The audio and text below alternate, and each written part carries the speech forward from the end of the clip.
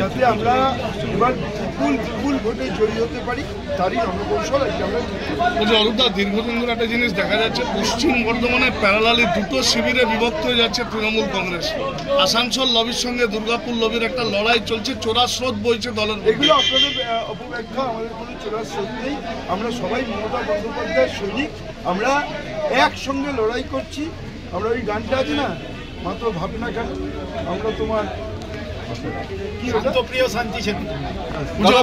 গোষ্ঠীদ্বন্দ্বের একটা মাথা চারা দিচ্ছে শ্রমিক সংগঠনে। সব মিডিয়া তৈরি করা কোনো গোষ্ঠী, আমরা সবাই মমতা ব্যানার্জির সৈনিক, কোনো সমস্যা হবে না। সবাই নিতে পারবেন, এবারে কি আসনটি ছিনিয়ে নিতে পারবেন বিজেপির থেকে? দেখো, এই রাজনীতিতে এইভাবে তো বলা সম্ভব নয়, কিন্তু যেভাবে জনস্রোত, যেভাবে আমাদের প্রার্থীকে মানুষ চাইছেন, যেভাবে আমাদের কর্মীদের উন্মাদনা, তাতে আমাদের দৃঢ় বিশ্বাস, যেভাবে আমরা রেকর্ড মারছি।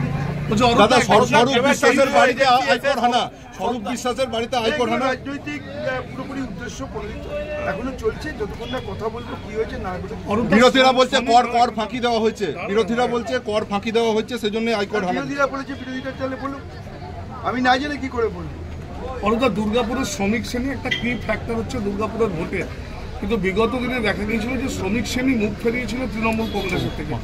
আপনাকে এর আগেও পর্যবেক্ষক হিসেবে দেখা গিয়েছিল কড়া সতর্কবার্তা দিতে দুর্গাপুরের সিটি সেন্টারে।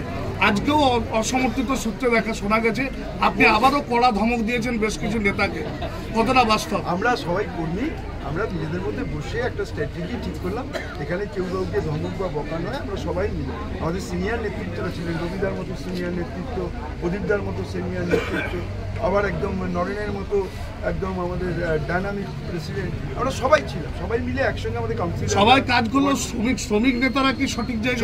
সবাই একসঙ্গে হাতে হাত মিলিয়ে কাজ।